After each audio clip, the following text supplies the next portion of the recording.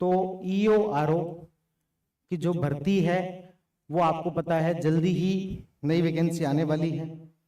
कब तक आने वाली है? हमारा अनुमान है लगभग 1 महीने 2 महीने के अंदर, यानी कि नवंबर तक हमें लगता है कि वैकेंसी आ जानी चाहिए। कब तक एग्जाम हो सकता है किसी को निश्चित तौर पर नहीं पता। अनुमान लगा सकते हैं जुलाई 2026 के बाद कभी भी हो सकता है। जुलाई में हो जाए, हो सकता है अगस्त में हो जाए, हो सकता है सितंबर में हो जाए। एक मोटा मोटी अनुमान जो अपन लगा सकते हैं, ठीक है। अब एक ही ये जो ईयूआरओ की जो वैकेंसी है वो इतनी अच्छी वैकेंसी क्यों मानी जा रही है? तो पहले तो आप लोगों को पता ही है ये जो पद है वो बहुत इंपॉर्टेंट है एग्जीक्यूटिव ऑफिसर का। आप नगर पालिका में म्यूनिसिपैलिटी के अंदर जो एक ऑफिसर के पोस्ट पर लगते हो। और पहले क्या होता था, एक वैकेंसी आई थी 2008 में, उसके बाद अगली वैकेंसी आई थी 2016 में। तो लोगों को ये 8 साल का जो गैप है वो इतना बड़ा होता था कि 8 में तैयारी करने वाला 16 में एग्जाम देता ही नहीं था। उसके बाद में अगली वैकेंसी 2022 में आई पर वो रद्द हो गई और जैसे तैसे करके 2025 में अगली वैकेंसी कंप्लीट हुई। फिर से 9 साल का गैप आ गया। अब पहली बार ही ऐसा होगा कि शायद 1-2 साल के अंदर, 1 साल के गैप के अंदर नई वैकेंसी आने की और पेपर हो जाने की इतनी गंभीर जो वो चर्चाएं चल रही है। इससे पहले कभी हुआ ही नहीं। 8 साल का गैप, 9 साल का गैप और अब जो हो जाके 1 साल के गैप में भर्ती आ रही है।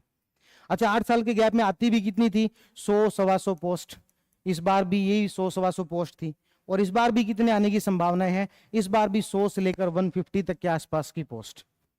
पहले 2 पोस्ट होती थी, ईओ और आरओ। इस बार एक और नई पोस्ट के लिए बोल रहे हैं, असिस्टेंट रेवेन्यू इंस्पेक्टर की एक और पोस्ट बोल रहे हैं, वो भी इसके अंदर जो वो और जुड़ जाएगी। तो लगभग 150 के आसपास पोस्ट आ जाएगी। क्यों इसे आसान माना जा रहा है?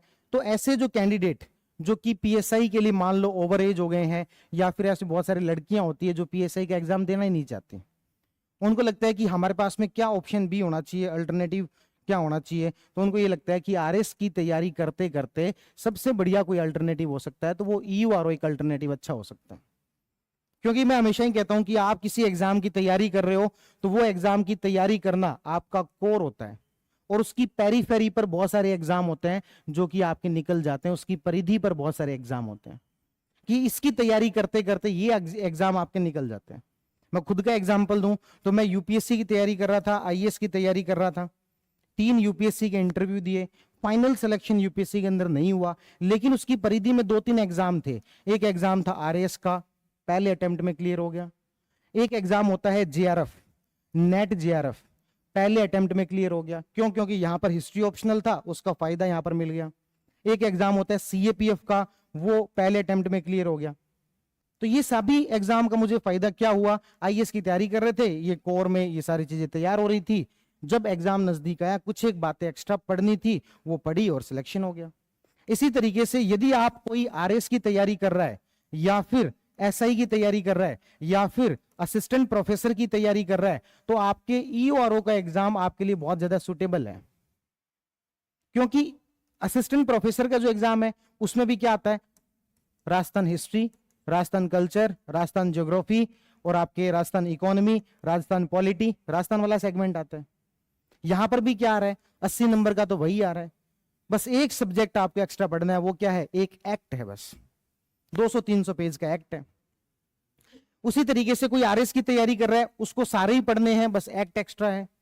एसआई की तैयारी कर रहा है, उसको भी सारी चीजें पढ़नी है, बस क्या ये चीज एक्स्ट्रा है? एक्ट ही तो एक्स्ट्रा है। तो इस तरीके से देखें तो ये ईओआरओ का जो एग्जाम है वो अपने लिए बहुत ज्यादा फेवरेबल बन जाता है। कुछ लोगों का कहना है कि कहीं हम ऐसा तो नहीं है 2 नाव पर सवार हो जाएंगे और अल्टीमेटली हमें कुछ हाथ नहीं लगेगा, ऐसा कुछ तो नहीं हो जाएगा। तो देखो, ऐसा कुछ नहीं है।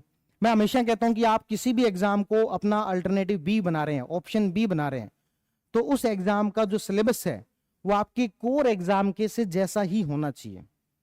यदि आप ईयूआरओ को अपना अल्टरनेटिव बना रहे हैं, प्लान बी के रूप में रख रहे हैं, तो उसका सिलेबस, यदि आप आरएस की तैयारी कर रहे हैं, यदि आप एसआई की तैयारी कर रहे हैं, यदि आप असिस्टेंट प्रोफेसर की तैयारी कर रहे हैं, तो उसके जैसा ही सिलेबस है। तो आप कोई बहुत ज्यादा इससे डाइवर्ट नहीं हो जाएंगे, अपनी जो बेसिक तैयारी चल रही थी उससे बहुत ज्यादा कोई डाइवर्ट नहीं हो जाएंगे। तो हमें जो है बेसिकली करना क्या है, तो जो हमारा पार्ट ए है उसके अंदर क्या क्या चीजें आती हैं, तो उसके अंदर आपके Rajasthan history, Rajasthan culture, Rajasthan geography, Rajasthan polity, Indian polity, और करंट अफेयर्स, ये सब्जेक्ट आपके सामने देखने को मिलते हैं। ठीक है, इसमें से यदि अपन बात करें कि पॉलिटी के, राजस्थान पॉलिटी और इंडियन पॉलिटी के मिला के लगभग 20 क्वेश्चन आ जाते हैं। टोटल कितने क्वेश्चन आते हैं? 80। पार्ट ए के अंदर 80 में से 20 किस में आ जाएंगे? राजस्थान पॉलिटी और इंडियन पॉलिटी में से आ जाएंगे। कहां से पढ़नी है? यदि विश्वास कर सको तो मुझे नहीं लगता कि आपको इससे बढ़िया कोई सोर्स मिलेगा। सिरेमिक एकेडमी की बुक है, हम क्लास में भी पढ़ाएंगे, उससे पढ़ लेना बस। उसमें यदि कोई 2-4 बातें एक्स्ट्रा कोई ऐड ऑन करने वाली है तो वो हम अपने आप करा देंगे। ठीक है, तो इंडियन पॉलिटी और स्टेट पॉलिटी के लिए आप इस पर पूरी तरीके से विश्वास कर सकते हो। फिर उसके बाद में करंट अफेयर, करंट अफेयर के भी लगभग कितने क्वेश्चन आते हैं? 20 क्वेश्चन आते हैं। इस बार का करंट अफेयर का ईओआरओ का जो पेपर था बहुत ज्यादा टफ आया था, बहुत ज्यादा वेग चीजें पूछी थी, पर फिर भी 13 जो क्वेश्चन है वो अपनी मैगजीन में से थे। और मैं इतना दावे के साथ कह सकता हूं इससे ज्यादा क्वेश्चन आपको किसी एक मैगजीन में नहीं मिलेंगे। 13 क्वेश्चन फिर भी मैगजीन में से थे। जब वो एग्जाम हुआ था, रणजीत सर का मेरे पास कॉल आया कि सर क्या लगता है कट ऑफ कितनी जाएगी? तो मैंने इनको कहा 86 से लेकर 90 के बीच कट ऑफ जाएगी। इन्होंने कहा कि ऐसा क्या आपके पास में फॉर्मूला है, क्या क्या ट्रिक है, क्यों लगा आपको इतनी जाएगी? तो मैंने 87 से 90 के बीच। तो मैंने इनको कहा कि भाई देखो, करंट अफेयर के लगभग 8 क्वेश्चन ऐसे थे जो कि किए ही नहीं जा सकते थे, किसी के भी सही नहीं होंगे। पॉलिटी के 5 क्वेश्चन ऐसे थे जो कि किसी से भी सही नहीं होंगे। और बाकी जो सब्जेक्ट है, राजस्थान हिस्ट्री, कल्चर और ज्योग्राफी, उन तीनों का एक एक क्वेश्चन आप और मिला लो, 3 क्वेश्चन ये हो गए। 8 और 5 13 और 3 16। तो आप ये मान लो पेपर ही 104 नंबर का था, पेपर ही 104 नंबर का था। 16 क्वेश्चन तो ऐसे थे जो कि डुएबल ही नहीं थे। अब ये बचे 104। 104 में आप 10% की एरर मार्जिन तो मान के ही चलो, भले ही आपको सब कुछ आता है तब भी हमसे सिली मिस्टेक हो जाती है। तो 10 क्वेश्चन आप और गलत करोगे, काट पीट के आप निकालोगे तो इससे ज्यादा कट ऑफ नहीं जा सकती। मैं आपको सबसे आसान, आपको लगता है ना कि ये सब्जेक्ट मेरे बिल्कुल टिप्स पे है और सारे के सारे क्वेश्चन मैं आपको नोट्स में से बना के दे दूं, तब भी 90% से ऊपर सही करना बहुत मुश्किल है, सिली मिस्टेक हो ही जाती है। ठीक है ना? तो इस तरीके से ये कट ऑफ का मैंने जो अनुमान लगाया वो लगभग सही था। कहने की बात का सार क्या है? बात का सार ये कि करंट अफेयर का जो मैंने अनुमान लगाया था कि 8 क्वेश्चन ऐसे हैं जो कोई भी नहीं करके आएगा, इसी हिसाब से अनुमान लगाया था और इसी तरीके के पेपर पूछा था। पॉलिटी के अंदर 20 क्वेश्चन थे, उसमें से 4 से 5 क्वेश्चन ऐसे थे जो किसी भी के भी सही होने वाले थे ही नहीं, वही हुआ लगभग। उसके बाद में राजस्थान हिस्ट्री और कल्चर, इससे कोई ज्यादा मुश्किल प्रश्न आए नहीं थे। ज्योग्राफी से भी ज्यादा मुश्किल प्रश्न अभी तक नहीं आए, आने को भविष्य में आ सकते हैं, इसलिए हमें हर चीज के लिए जो तैयार रहना पड़ेगा। तो राजस्थान ज्योग्राफी के लगभग जो 18 से 20 क्वेश्चन आ जाते हैं और राजस्थान हिस्ट्री कल्चर के 20 से 22 क्वेश्चन जो वो आ जाते हैं।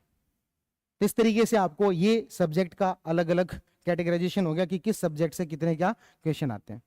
अब ये कि हमें इसके अंदर करना क्या चाहिए, किस तरीके से हमें जो इसकी तैयारी करनी चाहिए और किस तरीके से हम इसके अंदर आपको जो तैयारी करवाएंगे।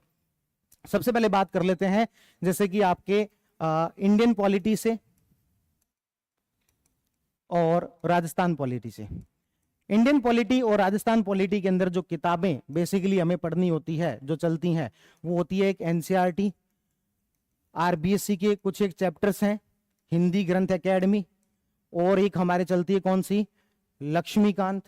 ये सारी किताबें चलती हैं और आप अपनी वाली मैगजीन, अपनी वाली बुक को देखेंगे तो आपको पता लगेगा इन सारी का कंपाइलेशन जो है वो आपको बहुत अच्छे तरीके से प्रेजेंट करके दिया हुआ है। तो कोर्स के अंदर इंडियन पॉलिटी के पूरे नोट्स अपलोड कर दिए जाएंगे, आप इनके माध्यम से बेहतरीन तरीके से तैयारी कर सकते हो। स्टेट पॉलिटी के नए नोट्स तैयार किए हैं, बिल्कुल अपडेटेड, और स्टेट पॉलिटी की मार्केट में जितनी भी किताबें आती है उसमें हर पन्ने पर आपको 5 से 10 गलतियां दिखेंगी, हर पन्ने पर इतनी ज्यादा फैक्चुअल गलतियां। कारण क्या है? क्योंकि स्टेट पॉलिटी के जो फैक्ट्स हैं वो किसी वेबसाइट पर कुछ दिखा रहा है, किसी पर कुछ दिखा रहा है, किसी पर कुछ दिखा रहा है, तो इसकी बहुत सारी गलतियां होने की गुंजाइश स्टेट पॉलिटी में बहुत ज्यादा होती है, क्योंकि फैक्ट्स, नंबर ऑफ फैक्ट्स बहुत ज्यादा है। तो वो सारी चीजों को ठीक करने के बाद आपके लिए बेहतरीन जो इसके अंदर नोट्स तैयार किए हुए हैं। इकोनॉमिक सर्वे यानी कि राजस्थान इकोनॉमी सिलेबस में है ही नहीं, राजस्थान इकोनॉमी इस सिलेबस के अंदर नहीं है। अच्छा, फिर एक और बात आती है कि करंट अफेयर की। करंट अफेयर का कैसा क्या तरीका रहेगा उसके बारे में आपको बता देता हूं। करंट अफेयर पहली बात तो हमें पढ़ना चाहिए जब भी एग्जाम है उससे 8 से 10 महीने पुराना। हम यदि अभी अभी से इसको पढ़ना शुरू करें, और यदि मान के चले कि लगभग 10 महीने बाद एग्जाम होगा, तो अभी से हमें पढ़ना शुरू कर देना चाहिए। पर जब एग्जाम नजदीक आएगा तब मैं आपको कहूंगा कि लास्ट के जो 4 महीने हैं उसका आपको मल्टीपल रिवीजन करना है। इसका आपको कम से कम 10-10 बार रिवीजन करना है, क्योंकि 80% जो क्वेश्चन है वो आपको लास्ट के 4 महीनों से ही देखने को मिलेंगे। हमारा क्या तरीका रहेगा करंट अफेयर पढ़ाने का? तरीका ये रहेगा कि सबसे पहले आपको करंट अफेयर के नोट्स मिल जाते हैं, जो कि हम टेलीग्राम पर भी फ्री डालते हैं। उसके बाद आपको हर महीने की वीडियोस मिल जाती हैं। उसके बाद में आपका इसका करंट अफेयर का एक पेपर होता है, लगभग 100 क्वेश्चंस का एक पेपर होता है। और उसके बाद में लास्ट के जब एग्जाम आएगा उस समय में आपके करंट अफेयर की मोस्ट इंपॉर्टेंट जो टॉपिक है उनका रिवीजन होता है।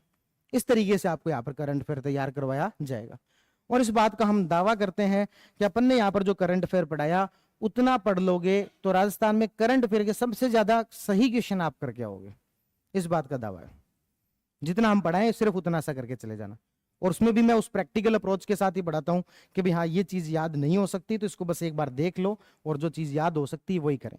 अब लिख के देने को तो मैं ये भी कर सकता हूं कि साहित्य अकेडमी पुरस्कार, और मैं कह सकता हूं कि 22 भाषाओं में प्लस 2 भाषाओं में मिलता है, सभी की किताबों के नाम और सभी के राइटर के नाम लिख दिए। लेकिन और मैं लास्ट में क्लेम कर दूं, देखो 80 भाषा का पूछा था, हमारे नोट्स में से आ गया, लेकिन मुझे खुद को ही याद नहीं है 80 भाषा का। इसलिए हम तो ये सीधे सीधे कहते हैं भाई साहब हिंदी का पढ़ जाओ, इंग्लिश का पढ़ जाओ और राजस्थानी का पढ़ जाओ, 3 का पढ़ जाओ। कम से कम इन 3 में से आया वो तो सही करके आ जाएंगे। पता लगा कि 24 का 24 याद करने के लिए प्रयास करने लग गए, याद रहा नहीं राजस्थानी वाला ही, और वहां पर राजस्थानी वाला भी गलत करके आएंगे। इसलिए प्रैक्टिकल अप्रोच ये है कि मिनिमम इतना कंटेंट पढ़ जाए कि राजस्थान का यदि 80% स्टूडेंट सही कर रहे हैं तो वो अपना जो सही होना चाहिए। और करंट अफेयर में यही अप्रोच पिछले कुछ एग्जाम्स को देखते हुए सही लग रही है। हर एक चीज के पीछे भागा नहीं जा सकता। बहुत सारे हमारे स्टूडेंट जिन्होंने इससे ज्यादा करने की, बहुत ज्यादा करने की कोशिश की, अल्टीमेटली उनको फायदा हुआ नहीं उसका। अल्टीमेटली उन्होंने यही कहा कि मैगजीन में से जितने आए थे उतने भी सही करके आ जाते तो बड़ी बात थी, तो भी सबसे जो आगे होते हम। ठीक है ना? और इसके अलावा बताओ कुछ पूछना हो आपको?